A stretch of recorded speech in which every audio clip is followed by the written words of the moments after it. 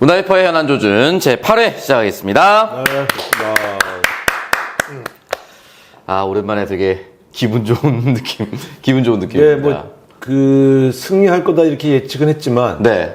강서구청장 재보궐선거에서 17%가 넘는 네. 격차로 승리를 한 것은 압승이죠. 네, 저희가 이제 어제 10월 11일 수요일에 재보궐선거가 있었고, 바로 그 다음날 10월 12일에 이제 녹화를 진행을 하고 있는데, 압승을 일단 했고요. 네. 또 투표율도 매우 저조할 것이다라고 예상한 반면, 굉장히 높은 투표율이라고 저는 생각이 드는데, 어떻게 보셨어요? 그러니까 보통 재보궐선거 투표율이 낮을 때는 한 25%, 네. 높을 때 한 30~5%. 네. 되게 이 수준이거든요. 네.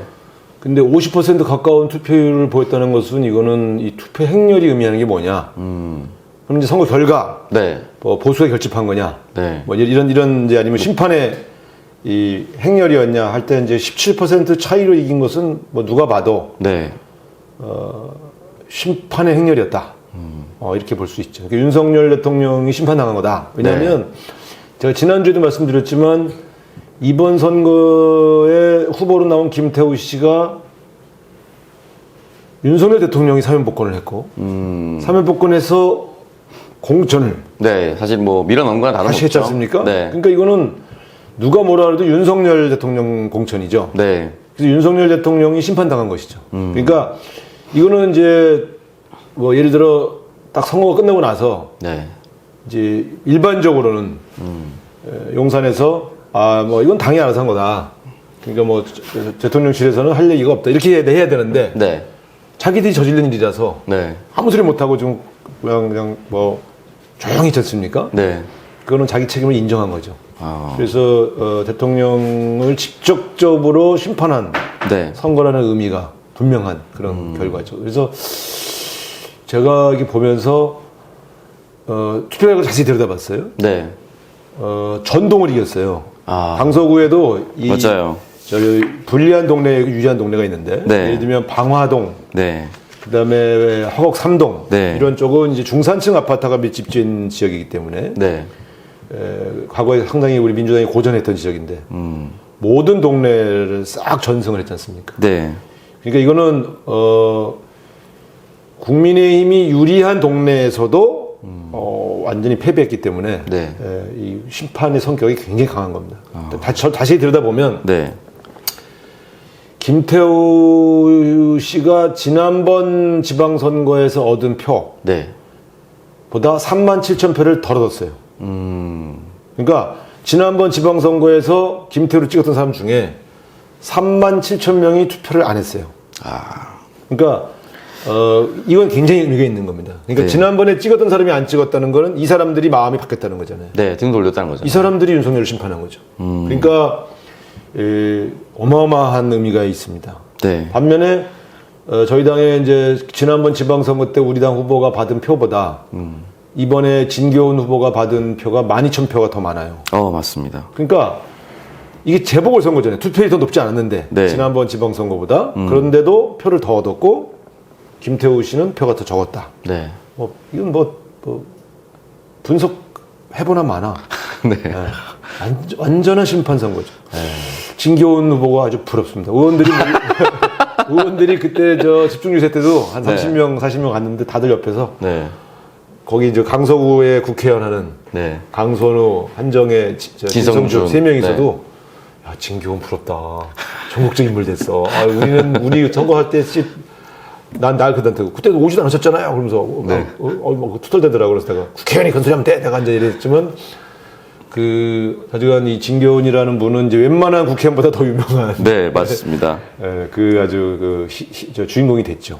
부산에 있는 제 친구들 중에 민주당 당원이 있는데, 진교훈 후보 당선 소감을 공유해놨더라고요, 페이스북에. 어떻게 보면 자기 인생과 전혀 무관합니다. 서울 강서구청장이기 때문에. 제가 6번 술 마셨지 않습니까? 네. 사전 2승. 17% 차이. 네. 꿈도 못 꿉니다. 정말.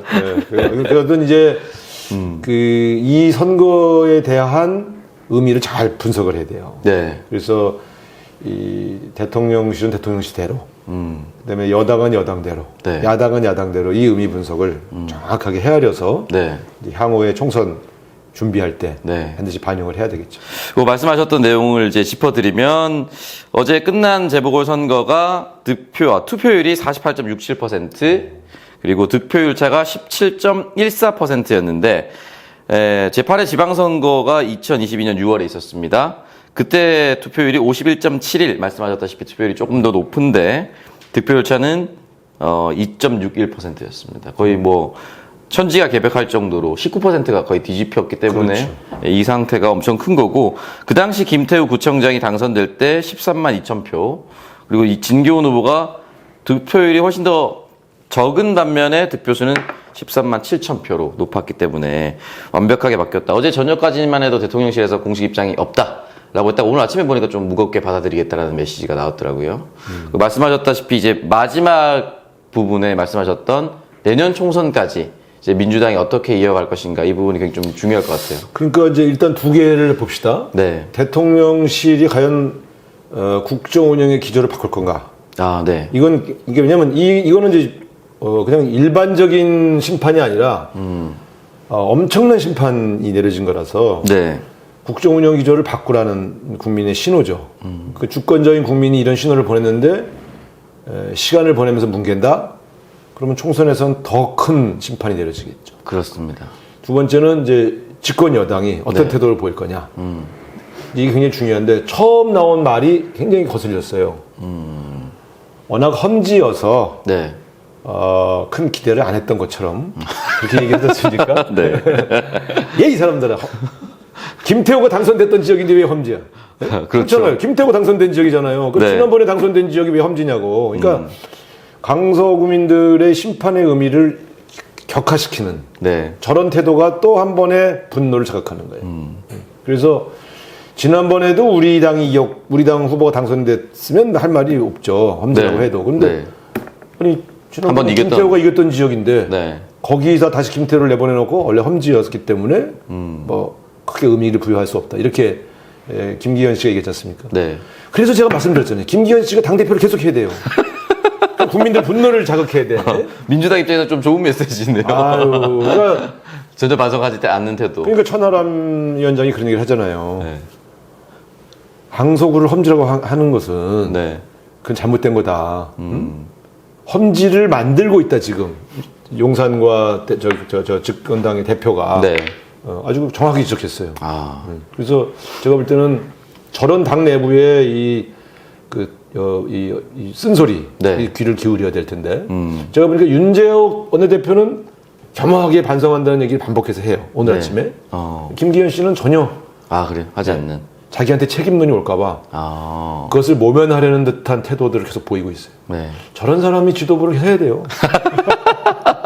진짜 하루라도 네. 국민의 이 무거운 이 심판을 받아들이겠다. 물론 네. 말은 했어요. 말은 했지만 험지라서라는 말이 그 모든 반성의 의미를 이제 형이화 시켜버렸죠. 희석시켜버리는 거죠. 그래서 지금 보면은 그 강서구 선거의 특별한 점이 여러 가지가 있는데 2021년 서울시장 보궐선거 같은 경우는 오세훈 박영선 후보가 붙었는데 그때는 11% 차이로 졌고요. 작년에 있었던 지방선거 송영길 오세훈 선거는 13% 차이로 졌어요. 그럼에도 불구하고 지금 다시 진교훈 후보가 이렇게 크게 뒤집었다는 것은 뭐 바람도 중요하겠지만 또 좋은 후보를 민주당에서 내세우는 것도 주요했다라고 볼 수가 있겠죠. 그럼요. 그러니까 제가 가서 현장에서 봤는데 네. 거기 모였던 국회의원들이 뭐 난다긴다 하는 사람들 아닙니까? 선거 여러 번 네. 치렀고 진교훈 씨 연설을 듣고 다들 서로 얼굴 눈을 마주치면서 괜찮다고. 잘하는데 깔끔하다. 그러니까 네. 제가 보면서 이 정치를 처음 하는 사람이 어떻게 저렇게 유세를 깔끔하게 하지? 네. 군더더기가 없더라고요. 그래서 제가 보면서 후보 잘 골랐네. 네. 그리고 이제 거기에 그때 출마하려고 마음 먹었던 열 몇 명의 후보들 중에 한 절반 정도가 와 있었거든요. 네. 근데 다 인사를 하면서 위로도 하고 뭐 고생들 했다. 좀 서운하겠지만 아니 그런 거 없다고 열심히 돕고 있다고. 네. 그래서 제가 보면서 그런 자세들 마음들이 전달이 된 거죠. 네. 자기가 하고 싶었지만 전략 공천하면 서운하거든요. 경선 기회도 안 준. 맞습니다. 그런 거를 참고 그 장성기 전 CEO는 사회를 계속 보고 다녔고 그 사람이 사실 제일 센 사람이었어요. 그 사람이 사람 제일 사회를 센 봐주더라고. 예. 그 사람이 강서구의 호남 대부야. 호남인들 대. 네. 시의원 하셨고. 네. 그다음에 그 정춘생 우리 제가 법무국장도 했었고. 원내대표 할 때 해결실장 잠깐 했던 네. 아주 좋은 분인데 그분도 열심히 돕고 다니고. 네. 또 뭐 등등 그 모든 사람들이 다 하나가 돼서 단합된 모습으로 도왔어요. 네. 저는 그것도 참 민주당이 참 강서 구민들이 볼 때 저 사람들끼리 싸울 것 같은데 열심히 돕네. 분열 없이 원팀이 그러니까 그런 것도 참 사람들이 보면서 좋게 판단해 주신 네. 그런 요인이죠. 만약에 우리가 이렇게 봅시다. 만약에 용산에서 김태우를 사면복권해서 거기에 전략 공천은 아니고 경선을 했지만 공천하지 않고 그냥 평범한 그 지역구의 정치인 혹은 어디 행정가 이런 네. 사람을 공천했다면 어땠을까요? 그러면 또 강서구청장 선거는 네. 전혀 주목받지 않아요. 그냥 작은 어디 구청장 선거로. 네. 그래서 아시안 게임에 묻혔을 거예요. 아. 근데 김태우를 공천하는 바람에 전국적 선거가 된 거고요. 네. 그래서 이 선거의 의미가 각별해진 겁니다. 훨씬 더 커졌죠, 진짜. 그러니까 김태우를 공천했기 때문에 생긴 반발. 그것이 심판으로 온 거거든요. 그리고 최근에 있었던 그 막말 3인방 장관들 임명까지도 이 분노를 자아냈죠. 김행 장관 후보자의 줄행랑. 네. 강서 구민들이 그걸 어떻게 이해하겠어요? 그러니까 선거를 앞두고 악재를 만들어냈어요. 맞습니다. 그래서 이거는 용산이 무조건 책임져야 되는 일이에요. 그래서 저는 지금 집권당에 있는 의원들은 되게 억울해해요. 솔직히 우리는 후보를 이 사람 내고 싶었나? 하려는 게 했지. 근데 왜 우리가 뒤집어 써야 돼? 네. 김기현 씨 얼굴에 쓰여 있는 표정이 그 표정이에요. 네. 이거 내가 책임질 문제인가? 그렇죠. 김기현 공천이 아니었으니까요. 윤석열 공천이죠. 네. 그러니까 그런 측면에서 김기현 씨는 억울해하고 있죠. 그러니까 이런 게 뭐냐면 당과 네. 대통령실이 멀어지는 거야 이제. 이씨 하란 대로 했더니 우리만 망했네. 이씨. 그래서 불만이 폭발 직전이에요. 네. 그러니까 그러면 이제 김기현 씨가 이걸 어떻게 다독거릴 거냐 네. 하는 문제가 있죠. 그래서 오늘 아침에 보도를 보면 김행장관 지명은 철회할 것으로 뭐 단독 기사가 당이 쏟아지더라고요. 건의하고 네. 대통령실도 이거 뭐 이번 선거에서 드러난 민심이 있는데 어떻게 강행하겠냐라는 네. 쪽으로 기류가 변화됐죠. 예. 그럼 김행 장관 후보자는 낙마할까요? 최종적으로? 100% 이제 끝난 거죠. 지금 보니까 뭐 한준호 의원도 그렇고 장경태 의원도 질의를 잘해가지고 이게 불법적인 정황이 있어가지고 끝나자마자 바로 고발이 들어가지 않을까요? 그러면 낙마되고 근데 나서 우리 야계정 서해 보던 한준호가 네. 최근에 달라졌어요. 아주 잘해. 그래서 저기 뭡니까 고속도로권 있잖아요. 네, 양평고속도로. 그것도 한준호가 대박을 몇 개 터뜨렸고 네. 한두 개 더 갖고 있대요. 맞아요, 들었습니다. 네, 국정감사 기간에 또 하나 뭐 그래서 나온다고. 내가 너 이 정도였냐 내가? 그래서 되게 제가 아주 우리 아기정이 낳은 대견해 하고 있는. 아주 흐뭇합니다. 근데 이번에도 아주 잘했고, 그러니까 네. 국회의원 한 명 한 명이 그런 식으로 문제를 잘 파헤쳐서 네. 국민에게 잘 전달하면 이제 이런 또 문제점을 잘 알게 되는 거죠. 네. 어쨌든 김행 씨 수고하셨습니다. 네. 뭐 어차피 한 100억대 부자니까. 네, 사필 규정이잖아요. 예. 딸의 재산이 무슨 뭐 몇십억 대인데. 그분은 사필 규정이 아니고 네. 사필 귀전. 전이 왜요? 돈. 그렇게 돈 밝히는 사람인 줄 몰랐어. 근데 저도 네. 이 강서 구민들의 위대한 승리. 네. 저는 정말 박수 한번 감사합니다. 그래서 민주당 지지자들에게도 기쁜 소식이었어요. 그럼요. 그래서 제가 지난번 방송에 말씀드렸지 않습니까? 구속영장 기각으로 이제 이재명 대표의 사법 리스크는 완전히 떨쳤다. 네. 속보를 뜬 걸 보니까 이번에 구속영장 청구했던 백현동 의혹 네. 불구속 기소했어요. 네. 그럼 백현동 의혹으로 구속영장을 안 치겠다는 소리죠. 네. 그러니까 이것도 뭐 체포동의안이 또 넘어오냐 안 넘어오냐 이런 논란이 없는 거예요. 이제 이런 선거 결과가 나왔는데도 계속 이재명 대표를 괴롭힐 수 있느냐? 예. 한동훈이는 하고 싶었겠죠, 계속. 근데 백현동 의혹을 불구속 기소한 걸 보면 네. 이제는 그러면 끝났다. 이렇게 봐야 될 것 같고요. 그리고 결과적으로 이번 선거의 승리로 네. 이 승리가 왜 의미가 있냐면 윤석열 대통령이 들어선 이후에 네. 처음 치러진 그렇죠. 대중적 평가예요. 네. 근데 여기서 중도층까지 다 떠나간 게 확인된 거 아닙니까? 네. 그렇기 때문에 저는 굉장히 이거는 다음 총선의 바로미터다. 홍준표가 시장이 그렇게 얘기했던데 정확한 지적입니다. 네. 변화하는 모습을 보이지 않으면 네.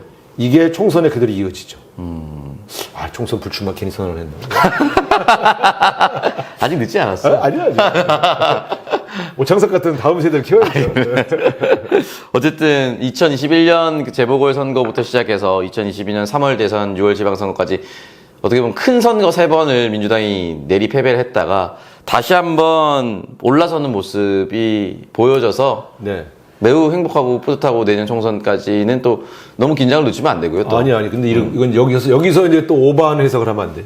이제 이 야당의 해석이 네. 강서구의 선거 결과를 보니까 서울이 다 좋아졌다. 이렇게 판단하면 그건 오판이에요. 네. 김태우 공천이라고 하는 변수가 분명히 역할을 한 거고 네. 김행 후보자의 주력량이 영향을 준 거지 않습니까? 네. 그러니까 이 시기에 있었던 공천의 잘못과 윤석열 인사의 난맥상이 네. 있었던 거고요. 만약에 이제 이 윤석열 정부가 앞으로 조심할 거 아닙니까? 당분간은 조심할 것 같아요. 그러면 수도권 민심이라는 게 이번 선거에서 보였던 심판이 그대로 이어지지 않을 수 있죠. 사실 6개월이나 남았습니다. 그렇습니다. 그렇기 때문에 이 즐거움은 이번 주까지만 즐겁게 이번 주까지만 즐거움을 느끼고 네. 다음 주부터는 다시 또 네. 민주당이 할 일은 뭔가 네. 이 고민을 해야죠. 민주당은 무슨 일을 해야 됩니까? 민주당은 지난번 대선과 지방선거에 졌던 패배 원인을 이제 좀 진지하게 분석했으면 좋겠어요. 패배 원인 다 알죠. 다 아는데 그 얘기를 입 밖으로 잘 못 내보시잖아요. 뭐 얘기만 하면 문재인 대통령 공격이라고 얘기를 하니까 왜냐하면 그런 식으로 판단하면 안 되는데 이제 우리가 어떤 원인을 분석하는 것은 다시 그러한 우를 범하지 말자. 네. 그런 거 아닙니까? 이제 정치인과 정당은 늘 잘못을 저지를 수 있어요. 오판할 수 있고 네. 또 한때의 욕심으로 조금 잘못된 결정을 할 수 있죠. 다시 그 잘못을 범하지 않으면 되는 거죠. 그래서 저는 이제 보면 지금 해야 할 일은 민주당을 총선 체제로 빨리 전환시켜야 돼요. 네. 총선 준비 체제로. 네. 이거는 전통적으로 보면 총선이 있는 해의 전해, 추석 이후부터가 총선 국면으로 들어가는 겁니다. 그래서 제가 볼 때 지금 10월이잖아요. 네. 그러면 이제 국정감사 때문에 지금 국회는 정신이 없단 말이죠. 원내는 국정감사 정기국회 준비 때문에 정신이 없을 때 당은 이재명 대표 체제도 공고가 됐고 네. 그럼 이재명 대표 중심으로 빨리 당내 복귀하셔가지고 총선 체제 정비를 해야 됩니다. 그래서 총선에서 승리하기 위해서 우리는 무엇을 해야 될 것인가? 네. 당은 어떤 변화를 가져갈 것인가? 총선에서 이기기 위한 전략은 무엇인가? 이런 토론과 전문가들의 조언을 받아서 전략을 짜기 시작하고 네. 그래서 이제 준비를 해 들어가야 되죠. 이제 10월 지나면 11월, 12월이에요. 네. 금방 12월부터 이제 예비 후보들이 잠바 입고 돌아다닐 수 있어가지고. 그렇죠. 우리 공천 관련된 기구 짜야죠. 네. 그다음에 1월부터 되면 선거 대책 관련 기구 짜야죠. 이거 하나하나가 다 시험대에 오릅니다. 그렇기 때문에 이번 강서구청장 선거에서 승리한 그 승리감에 너무 도취되지 말고 네. 총선은 다를 것이다. 이렇게 판단해서 총선 체제로 전환을 해야 됩니다. 잘 준비 많이 도와주세요. 의원님이. 저요? 네. 저는 뭐 항상 당을 위해서 헌신할 준비가 되어 있죠. 그런데 요즘 전화도 안 와. 곧 전화 올 겁니다. 큰 선거에서 의원님 없이 선거가 잘 안 돌아가더라고요. 이재명 대표하고는 네. 이제 저희 장인 돌아가셨을 때 그날이 이제 이재명 대표 저거 하는 날이었잖아요. 그래서 그 전화가 와서 위로하면서 상가를 못 올 것 같다. 그래서 아예 오지 말라고. 안 오셔도 되고. 그러면서 이제 대화를 하면서 그런 대화도 했죠. 그래서 구속영장이 기각될 텐데 100% 기각된다. 그날이었거든. 그래서 내가 볼 땐 100% 기각되니까 기각되고 나서 몸 추스려서 이 당을 하나로 통합시켜서 끌고 나가는 네. 그러한 어떤 그 리더십을 보여주라. 그렇게 하시겠다고. 또 지금도 최근 계속 이번에도 보면 당을 단합시켜서 네. 총선 승리를 위한 시스템을 정비하겠다 이런 이제 이야기를 하고 계시지 않습니까? 네. 어쨌든 지금 이재명 대표한테 힘이 실렸기 때문에 지금 아주 몸만 잘 추스리면 네, 지금 실제로 몸이 아주 안 좋아요. 네. 첫 번째 내가 그 비서실에 어디가 제일 힘드냐 했더니 오랫동안 누워 있어서 이 하반신이 근력이 많이 없어. 근육이 많이 없어지는 거야. 네. 그래서 지팡이를 짚고 덜 걷는 게 여기 힘이 없어. 그래서 내가 단식을 너무 길게 해가지고 그러고 나서 또 그래서 제가 저게 회복이 빨리 안 할 텐데. 그다음에 이제 이 안에 항상 이 후유증이 남거든. 네, 장기 네. 평생 간다고 들었어요. 그래서 그것도 지금 그 몸 조리를 잘해야 되니까. 그래서 뭐 급하게 서두를 일은 아닌데 지금 이제 선거에서 승리했기 때문에 오늘 되게 힘이 날 거예요. 잘 체제를 정비해서. 네. 정말 중요한 건 내년 총선이거든요. 네. 재보궐선거 이거 총선에서 지면 사실 의미가 없죠. 총선을 꼭 승리해야 되니까. 그래서 저는 윤석열 대통령이 국정운영 기조를 전면적으로 쇄신할 수 없다고 생각합니다. 하는 척만 할 거예요. 그러니까 그런 것들을 잘 예측을 해서 네. 잘 싸워 나가야 되겠죠. 네. 사실 뭐 들어올 때 이제 카메라는 안 잡히는 저기 위에 총괄선대본부장 이제 명패가 모여가지고요. 여러 가지 대선 때 여러 가지 역할을 총선 때도 해주시길 바랍니다. 아까 제가 서울시장 인물 매력도가 중요하다 얘기한 게 괜히 얘기한 게 아니에요. 왜 얘기했겠습니까? 얘기하지 마세요. 악성 댓글 달려요. 뭐 제 의견이니까요. 자, 두 번째로 이제 넘어가도록 하겠습니다. 하태경 의원이 사실 저 여기 현안조정에서 다뤘었는데 하태경 의원이 자신의 지역구인 해운대를 포기하고 수도권 출마를 하겠다라고 일단 얘기를 했어요. 네. 불과 이제 몇 달 전까지만 하더라도 자신의 해운대에서 아직도 할 일이 많다라고 얘기를 했었는데 해운대를 전격적으로 버리고 수도권으로 올라오겠다라고 한 결정은 어떤 이유라고 봅니까? 일단 정치인이 네. 지역구를 이제 자기를 계속 당선시키는 지역구를 포기하고 지역구를 옮기는 사례. 가장 모범 사례는 예를 들면 이런 거죠. 김영춘 의원처럼 광진에서 재선했는데 네. 내가 험지인 부산으로 가겠다. 라고 자기 지역을 고향으로 내려가는. 네. 그래서 떨어졌죠. 그렇지만 그거는 어떤 의미, 이 지역주의 돌파, 맞아요. 우리 민주당이 어려운 지역에 내가 가서 헌신하겠다. 라는 생각으로 가는 거지 않습니까? 네. 김부겸 총리께서 군포에서 국회의원 하시다가 대구로 가시잖아요. 네. 이렇게 옮기는 경우는 이거는 결단이죠. 네, 맞습니다. 네. 근데 하태경 의원은 계속해서 해운대를 고수하겠다. 네. 나한테 그랬거든요. 해운대 공천 받을 수 있어? 저 윤석열 대통령하고 친해요. 네. 제 전화 잘 받아줘요. 네. 저는 걱정 없어요. 이렇게 얘기했었지 않습니까? 네. 근데 얼마 전에 제가 무슨 토론 프로그램에서 만나서 아무래도 어려울 것 같은데? 라고 싹 얘기했더니 대답을 안 해요. 어두워. 네. 뭔 얘기 들은 거야. 그래서 내가 절대 안 된다는 얘기를 어디선가 들으실 수도 있겠죠. 무슨 소리예요? 나 해운대 나와요. 뭐 나는 자신 있어. 이렇게 얘기하던 사람이 얼굴이 어두워진 상태로 이 문제에 대해 답을 안 하고 코를 계속 만지더라고. 그래서 내가 고민이 시작됐구나. 네. 그건 느꼈죠. 네. 그래서 이제 어제 국정감사 기간 중에 이제 복도에서 왔다 갔다 하다가 같은 상임이에요. 대통령이. 그래서 내가 진짜 서울로 올 거야? 그랬더니 그 선언했잖아요. 그래서 어디로 갈 건데? 그랬더니 좀 몇 군데 놓고 좀 고민하고 있어요. 그러니까 그거는 뭐 내가 볼 때는 이런 거예요. 하태경 같은 분이 대통령실과 네.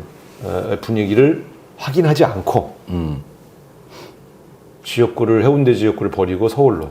그러니까 김영춘, 김부겸 같은 결단은 아니에요. 해운대를 고집하다가 갑자기 한두 달 사이 바뀐 거니까 네. 떠본 거죠. 떠보고 당신들이 볼 때 네. 경남 중진들 대부분 다 험지 출마를 하거나 아니면 날릴 거냐라고 했을 때 만약에 그런 결심을 해주신다면 고맙죠. 라는 정도의 언지라도 받았기 때문에 그럼 난 날아가는구나. 대통령하고 친한 줄 알았더니 아니구나. 라고 판단을 하고 네. 빠르게 움직인 거죠. 이 먼저 움직이면 어떤 효과가 있습니까? 일단 뭐 본인은 멋있어 보이잖아요. 지역구 선택권이 있어요. 관악 얘기가 그래서 많더라고요. 아니, 그건 그 사람이 서울대를 나왔기 때문에 네. 이제 그렇게 우리가 추론하지만 내가 물어봤을 때 몇 네. 군데를 놓고 고민하고 있어라고 하는 것은 네. 지금 관악을 결정했다고 볼 수 없죠. 만약 관악을 결정했으면 뭐 저 연구인대로 가야죠. 이렇게 얘기했을 가능성이 있는데 그렇게 얘기하지 않았다는 것은 조금 더 유리한지 그나마 상대적으로 네. 그걸 찾고 있는 것으로 보여집니다. 그러니까 어느 지역구를 갈 건가를 결정하지 않고 서울로 급히 옮긴 건 네. 대통령실 분위기를 파악하고 네. 그냥 앉아서 당하느니 먼저 선택해서 조금이라도 더 나은 지역구의 선택권을 갖겠다고 하는 정치적 판단이 있었다. 저는 이렇게 해석하죠. 그런 측면에서 본다면 이건 하태경 의원만의 문제는 아니다. 그래서 하태경 의원이 서울로 오겠다고 선언한 다음 날부터 네. 국민의힘 중진 의원들, 영남 중진 의원들 얼굴이 아주 안색이 안 좋아요. 아주 안 좋아요. 그래서 따라서 움직여야 되는. 이게 자기만의 문제. 네. 그러니까 하태경 의원 같은 사람이 저렇게 움직일 정도면 난들 무사하겠느냐 하는 네. 그런 공포감이 빠르게 확산된 거죠. 그래서 영남 중진 의원들이 국정감사에 임하는 태도들이 아주 어두워요. 근데 이제 이런 거죠. 이게 과연 선수를 네. 그럼 어느 선에서 자를 거냐 그런 언지를 안 준단 말이에요. 하태경 3선이죠. 3선이죠. 네. 3선 이상들은 살아남을 수 있을까요? 못 살아남는다고 알겠지 않습니까? 그 사흘에 조경태 의원이 네. 5선인데 네. 올해 3월에 강서구에 현수막을 달았던 게 포착이 됐어요. 아 진짜? 네. 서울 강서구에. 미친 거 아니야? 그래서 제가 조경태 의원을 잘 아는 바 네. 돈을 절대로 허투루 쓰는 분이 아니거든요. 그분의 돈의 흐름을 보면 정확하게 그 의도가 보여요. 아니 근데 이번에 17%를 진 동네에다 프랭카드를 걸어? 그러니까 올해 3월이었으니까 다시 발을 뺄 수는 있습니다. 아 그게 이제 강서 갑 구상찬 당협위원장이 있는 지역구에 걸었던 것으로 확인되고 있거든요. 아니 강서가 간을 본 것 같아요. 강서갑이 네. 지난번에 강선우 후보가 2만 5천 표 정도 이겼는데 굉장히 크게 이겼더라고요. 네. 거기를 간다고? 일단 거기 현수막이 한번 올라가긴 했었습니다. 아 그거는 뭐 다른 사람이 걸었을 수 있겠죠.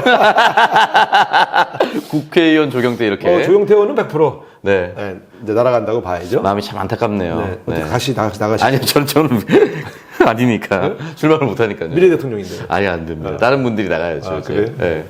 어쨌든 조경태. 지금 또 3선 이상 의원이 또 누가 있나? 삼선 의상이 부산에 또 이름 말하면 잘 서울에서 모르는 의원들이 또 있을 거예요. 3선 이상이? 3선 이상이지는 않은데 초선 중에 이름 잘 안 보인다거나. 초선까지는 네. 뭐 어쨌든. 근데 해운대에 뭐 김미애 의원 거기 교체된다는 얘기가 해운대에서도 돈다고 하더라고요. 근데 거기 이제 양쪽을 만약에 그렇게 되면 2명 다 갈아치우는 거죠. 하태경과 김미애 의원 2명이 있는데 뭐 그런 식으로 이제 왜냐면 그런 지역구는 민주당이 당선된 적이 한 번도 없었기 때문에 초선도 걱정한다는 얘기가 있더라고요. 해운대는 우리가 굉장히 어렵죠. 네, 해운대 굉장히 어렵기 때문에. 거기가 이제 뭐 상당히 우리가 고전할 수밖에 없는 그런 지역이긴 한데 어쨌든 북강설의 김도읍 의원. 도읍이가 있구나. 네, 거기 이제 법사위원장 했던 김도읍 의원 제가 알기로 3선인가 4선인가 그렇습니다. 3선이요. 네. 왜냐하면 내가 원내대표 할 때 네. 정진석 원내대표의 수석 부대표를 했는데 수석은 재선이 하거든. 이번에 3선이죠. 네. 김도읍 그거 참 지금 법사위원장이죠. 네. 그래서 열심히 싸우는구나. 소용없단 말이야. 소용이. 네. 원래 지난번에 2020년에 불출마 선언을 잠깐 했다가 거기에 이제 이현주 전 의원이 가니까 갑자기 다시 출마를 해서 당선이 됐지 않았습니까? 이번 어떻게 될지 모르겠네요. 김도읍 의원이 이제 그때도 그런 얘기를 하더라고. 자기는 주류가 될 수 없어서 정말 모질게 살아남아야 된다. 왜 그러냐 했더니 자기는 동아대 출신이고, 네. 근데 그 국민의힘은 학벌을 따진대요. 아. 그 자기가 근데 그런 얘기를 하는데 좀 마음이 아프더라고. 그리고 이제 그래서 검사가 됐을 때도 정말 아무도 안 도와준더래. 줄이 없었구나. 동아대 출신 검사가 몇 명 안 되고. 슬프네요. 그러니까 제 모교인데. 전부 서울대 경기도 서울대 법대 네. 다수를 점하고 있으니까 그런 측면에서 자기가 굉장히 그 어려움을 겪었다. 근데 좀 또 본인이 그런 얘기 하더라고. 유한항쟁 때 자기도 일주일 나가 싸웠다. 그 이명박이 이제 잠깐 대열에 잠깐 합류한 것처럼 그런 거 아닙니까, 그러면은? 네, 제일 중요한 게 이제 사상구의 3선 장제원입니다. 어떻게 될까요? 천하람 위원장이 여기까지 말씀하셨으니까 네. 다음 타자는 장제원 의원이 되면 좋겠다라고 인터뷰를 남겼어요. 장제원은 무슨 죄야? 그러니까 친윤 중에서 3선 이상 의원들이 모범을 보여라. 네. 사실 아픈 얘기거든. 그러니까 이게 다른 사람을 치기 위해서 장제원을 안 칠 수가 없겠죠. 강원도의 권성동 의원도 무소속으로 공천도 못 받고 무소속 나가서 겨우 살아나와서 네. 윤석열 대통령을 만들었는데 참 거기도 이제 얘기가 나오는 거 아니에요? 네, 빠르게 이제 정리가 됐잖아요. 그분은 또. 어쨌든 친윤계의 다선 의원들을 네. 어떻게 할 거냐? 정진석, 권성동, 장제원 네. 이분들을 어떻게 할 거냐 하는 문제가 반드시 떠오르죠. 왜냐하면 만약에 비윤계 의원들을 다선 의원이라고 치면 네. 바로 바짓가랑이 붙잡고 늘어질 거라고요. 정진석 의원은 또 장제원 의원은 권성동 의원은 그러면 이 사람들은 왜 기준이 다르냐 이렇게 물어볼 때 답변하기가 굉장히 어렵죠. 그래서 이분들의 얼굴이 아주 어두워졌어요. 거기다가 이 선거까지 졌잖아요. 네. 이게 영향을 미칩니다. 굉장히 영향을 미쳐요. 누군가는 이제 책임을 지라고 얘기를 하고. 누군가는 헌신이 된 거 아니냐. 네. 그래서 험지 출마론을 불 뗀 게 의외로 하태경이 불을 떼버렸죠. 네. 근데 이 강서구청장 재보궐선거에서 졌기 때문에 그런 요청이 더 강하게 나갈 수 있죠. 이런 것들을 좀 잘 지켜보면 네. 될 것 같습니다. 제가 볼 때. 알겠습니다. 어쨌든 뭐 하태경 의원으로 시작된 지역구 이동이 국민의힘에 얼마나 많이 생길지 지켜봐야 되고. 하태경 네. 의원에게 제가 경고하는데 서대문구는 오지 마세요. 귀찮아. 관악보다 서대문이 더 어려워지지 않았나요? 의원님 지역구 잘 닦아놔서. 근데 이제 우리도 후보가 교체되는 거니까 네. 이제 어떻게 될지 모르죠. 그러나 하태경 의원이 서대문구하고는 아무 연고가 없으니까 네. 최소한의 연고는 있어야 될 거예요. 그렇죠. 네. 오면 뭐 내가 부득이하게 떨어뜨려야 되니까. 저희 당에서 또 좋은 후보를 또 준비를 해야 되니까. 네. 네. 아주 좋은 후보를 준비하고 있을 거라고 생각합니다. 누가 될지 모르겠지만. 자, 어쨌든 강서구청장 선거 압승 그리고 하태경 의원의 서울 출마 선언, 영남권 순환 이게 이제 앞으로 계속될 텐데 짧게 민주당도 그런 일이 있을까요? 중진들이 지역구를 좀 이동한다거나. 민주당은 그럴 수 있는 분들이 네. 거의 없어요. 근데 저 그거 궁금한데. 왜 그런가 하면 네. 이제 이런 거 아닙니까? 최소한의 연고가 있어야 되잖아요. 그렇죠. 최소한의 연구가 근데 있어야죠. 지금 수도권에서 국회의원을 하고 있는 분들이 좀 자선 의원 중에 요즘 부산이라든가 연고자가 거의 없어요. 그러니까 경상도 출신 의원들은 있는데 주로 뭐 하동, 산청 정말 농촌 지역이 안민석 의원이 이제 의령, 밀양, 함안 이렇게 가본 지 오래됐대. 내 옆자리인데. 네. 그러니까 우리가 의외로 서울에 경상도 출신 의원들이 꽤 많아요. 네. 그분이 경상도 출신인지 모르고. 근데 그나마 대도시 출신은 서른 의원, 마산, 네. 뭐 이 정도예요. 그 외의 의원들은 실제로 그러니까 부산이나 대구 같은 대도시 출신이 거의 없어요. 네. 그러니까 그렇기 때문에 험지로 간다 하더라도 그래도 농촌 지역 가라는 건 좀 너무하죠. 그러니까 네. 박영선 아까 전에 그 서울시장 후보도 창녕. 네, 고향을 알고 있어서 말씀드린 나쁜 거예요. 사람이네. 그랬었다. 내가 불출마 선언 안 했으면 나도 철원 가라 그랬을 거 아니야. 네. 철원이 괜찮네요. 아, 괜찮아요? 예, 예. 쌀도 좋고. 아, 그럼요. 아니, 그 지역을 뭐 한 번도 봤으니까. 네. 네. 인제 양구, 산천어 축제 아주 좋죠. 네. 기대하고 있습니다. 어쨌든, 그리고 그거에 주는 효과가 크진 않아요. 그러니까 오히려 김부겸, 그러니까 이런 거죠. 김부겸, 김영춘처럼 대구, 부산에 가서 뼈를 묻겠다. 이런 거는 네. 울림이 있는데, 네. 함안, 밀양 가서 뼈를 묻겠다. 이런 게 잘 이렇게 약간, 네. 버려지는 느낌이 들잖아요. 그러니까 그런 측면에서 그거를 강요하기는 좀 어려울 것 같아요. 네. 아니, 꼭 연고가 없더라도 부산 정도만 해도 대도시이기 때문에 아마 환영할 겁니다. 연고가 그래도 있어야 돼요. 그게 어떻게든 연고를 만들어야죠, 그러면. 저희가 준비를 하겠습니다. 부산으로 출마하겠다는 중진 의원님들이 계시면 연고는 어떻게든 저희가 그 이유는 만들어 보겠습니다. 네. 불출마를 고민하는 분은 좀 계신 것 같은데 험지 출마를 고민하는 분은 별로 없는 것 같아요. 당장 국회의장 두 분은 그동안의 관례상 못 나오시죠? 네, 그렇잖아요. 예. 못 그, 나오시죠. 그런 분들도 사실은 이제 불출마해야 하는 상황이 돼버린 거고. 아니 근데 너무 당연한 거라 네. 두 분 다 그거 뭐 출마를 고민하신 분은 없었어요. 그건 우리 당의 오래된 이 관행이죠. 네, 모든 정당의 관행이죠. 네네. 아니 모든 정당은 아니고 모든 정당 아니에요. 국민의힘 계열에서는 의장 출신이 또 한 적이 있어? 이만석 의장이 아, 그분 좀 선수가 좀 어릴 때 빨리 되지 않았나요? 예? 선수가 지금처럼 막 그런데 어쨌든 네. 근데 그분은 사실은 또 약간 소심파라서 네. 또 의미가 없는 건 아닌데 네. 어쨌든 그런 케이스도 있긴 있었기 때문에 아주 없다고는 할 수 없죠. 근데 그분은 이제 지역구를 하신 게 아니고 비례대표로 국회의장을 2번 하셨으니까 어쨌든 그러나 우리 당은 김진표 의장, 그 다음에 박병석 전 의장은 뭐 출마를 하시지 않을 것으로 제가 분명히 알고 있기 때문에. 네. 예. 근데 그거는 이제 자연 불출마잖아요. 네. 의장까지 하셨기 때문에 최고의 명예로운 자리를 하셨기 때문에. 네. 그 외에 왜 그러면 다른 다선 의원들이 그럴 수 있느냐 할 때 이제 그럴 수 있는 분들이 별로 없다. 그렇게 말씀드릴 수 있어요. 그러면 이제 그리고 이제 저는 정치 효과도 크지 않을 것 같아요. 아, 그래요? 네. 정치적 효과를 크게 만들기 위해서 노력을 해야겠네요. 그러니까 그 지역의 상징성, 그 지역의 정치적 의미가 있는 곳으로 가는 게 좋아요. 네. 정치는 70%가 명분이거든. 네. 그러니까 장렬하게 산화하더라도 명분이 있어야 되는데 농촌 지역 가서 산화하는 건 크게 명분이 있지는 않아요. 제가 기분이 그냥 좋아가지고요.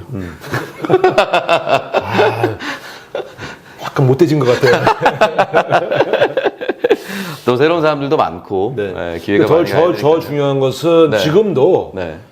제가 보건대 이렇게 비어져 있는 지역. 네. 그러니까 예를 들면 이런 거 아닙니까? 이러저런 구설수 휘말려서 민주당을 탈당한 의원이 있는 지역 같은 경우는 사실은 비어져 있다고 봐야 돼요. 네. 그러니까 지금도 충분히 한 10군데 정도 비어졌다고 본다면 사실은 10명 정도의 지역에 저희 지역을 포함해서 얼마나 좋은 사람을 모셔오느냐. 그러니까 이 사람을 잘라내는 효과는 짧게 있어요. 네. 데려오는 효과가 사실 더 중요한 거예요. 그게 왜냐하면 새로운 물을 누구로 채우느냐의 컨셉이 네. 많은 국민들에게 기대감을 주거든요. 누구를 자르는 거는 그 자를 때 잠깐의 쾌감 밖에 사실 없는 거예요. 그래서 많이 잘랐다고 해서 선거를 이기지 않아요. 네. 컨셉이 좋은 인재군들을 발탁해서 모시고 왔을 때 저런 사람들이 민주당의 미래라고? 그럼 괜찮은데? 뭐가 좀 바뀌려고 하나 봐. 라고 하거든요. 네. 그래서 비우는 것보다 더 중요한 게 채우는 거예요. 근데 언론은 누구를 자르는 걸 좋아해. 피해 학살을 즐기거든. 네. 언론은 자극적인 걸 좋아하죠. 언론인인가 봐요, 그런데 제가. 그건 언론의 속성이죠. 네. 더 중요한 건 어떤 사람들을 데려올 거냐. 컨셉을. 제가 총선 체제로 빨리 전환해야 한다고 한 거는 사람을 발굴하고 데려오는데 시간이 많이 걸려요. 그냥 기구 하나 짜서 뭐 하는 건 쉽죠. 네. 어떤 인재군들을 발굴할 거냐 하는 거를 준비하고 그분들을 검증하고 그리고 그분들 모셔오기 위해서 설득하는 과정이요. 2달에서 2달 반 정도 걸리거든. 그 작업을 지금부터 해야 된다는 얘기죠. 네. 그래서 비우는 건 쉬워요. 하루만 결정하면 돼요. 근데 채우는 거는 이런 거예요. 어떤 사람을 예를 들면 공천에서 배제했어. 네. 그래서 그 사람보다 못한 사람을 데려다 놓으면 아, 그러면 안 되죠. 그거는 비우는 의미가 없잖아요. 네. 그래서 그런 측면에서 어떤 컨셉의 사람들을 데려올 거냐를 고민하고 이런 사람들을 등장시키기 위해서 중진들을 설득할 수는 있죠. 비워달라고. 네. 자리가 부족하면. 제가 볼 때 10명 이상의 인재를 그렇게 진짜 국민들이 기대할 만한 사람을 모셔오는 게 쉬운 일이 아니에요. 그래서 우리가 대통령의 인사에 대해서 비판도 하지만 마찬가지입니다. 총선 때 영입한 인재 중에 성공한 사람이 과연 그동안 누구였느냐를 지난 20년을 되돌아보면 우상호 같은 사람 데려오고 설마 했는데. 이걸 언제 써먹나 했는데 이게 쉽지 않아. 네. 그게 참 뭐 저도 문제가 많은 사람입니다만은 아, 그렇지 않습니다. 근데 이러이러한 사람은 이런 역할을 해주겠지라고 모셔왔는데 뭐 저쪽 동안 가버리고 뭐 마포감 나간다 이런 얘기하고 있으니까. 결과적으로 이원주 같은 사람 우리가 데려와서 성공한 게 아니잖아요. 네. 재선까지 시켜줬는데 네. 지금 새로운 당을 만들고 있는 야양자 아깝잖아요. 그렇지만 아무리 서운해도 당을 새로 만들어서 우리 당을 공격하는 그럼 있을 수 없는 그런 일이죠. 모습 있잖아요. 네. 네. 우리가 금태에서 공천했잖아요. 네. 저제를 떨고 있잖아요. 그러니까 사람을 데려온 것에서 우리가 반성할 게 있어요. 겉만 번지를 한 사람을 데려오면 안 돼. 맞습니다. 정신이 민주당 정신으로 살아있는 사람. 근데 이건 우리 속인다고 윤석열처럼 중성을 다 바치겠습니다 라고 이렇게 얘기해놓고 나서 갑자기 표변하는 사람들이 있습니다. 네. 이렇게 해서 사람을 데려오는 일이 그렇게 힘들어요. 맞아요. 국회의원 달라고 무슨 짓을 못하겠어. 그런 사람들을 잘 옥석을 가려서 데려와야 네. 되기 때문에 힘들어요. 의원님 정도면 이제 딱 사람 이렇게 면접 보고 하면 바로 알 수 있지 않나요? 근데 이렇게 여기 좀 제 보좌진들 있지만 네. 정말 저분은 정말 훌륭한 사람이라고 모셔왔는데 조금 그 정도는 아니네 이럴 수도 있잖아요. 이럴 수도 있다고. 지금 다 훌륭하신 분들이에요. 네. 그러나 훌륭하신 분들이고 저는 뭐 대만족입니다. 그런데 왜 웃냐? 그런데 되게 허탈해하네. 근데 5분이 함께 이걸 보고 있습니다. 네, 근데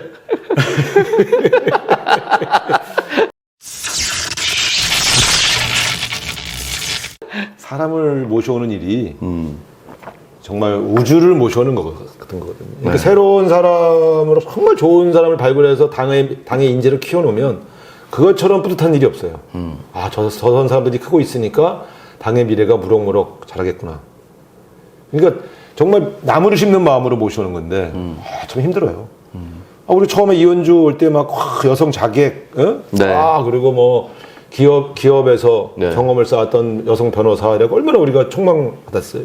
안양자는 고졸, 삼성 임원, 막 그래서 뭐 개천에서 용난 사람, 정말 엄청나게 스타를 만들어 줬는데 참 이런 일이 생기지 않습니까? 금태섭 얼마나 이미지가 참 점잖고, 저 사람은 앞으로 우리 당의 합리파, 중도파들을 계속 데려오는 그런 역할을 해주겠구나 했더니 달랑 나가갖고 네.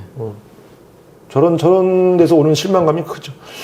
그래서 겉만 번지르한 사람이 아니라 이 살아온 이력도 훌륭하지만 공직을 맡기기에 틀림없는 적합한 사람. 네. 그리고 우리 민주당의 가치와 지향을 잘 구현하실 그런 개혁가들을 잘 모셔와야 되겠죠. 굉장히 어렵습니다. 깜빡깜빡 쏘아요 우리도. 진짜 말씀 듣고 보니까 진짜 쉽지 않다는 생각이 예, 사람 이름 들을 테니까 이제 확 오네요. 예. 쉽지 않다는 거. 조경태도 우리 당에서 키워줬더니만 달라 저당 가고서 저렇게 그렇죠. 아주 내년에 아주 시원하게 잘렸으면 좋겠어요. 예, 심판 받을 겁니다.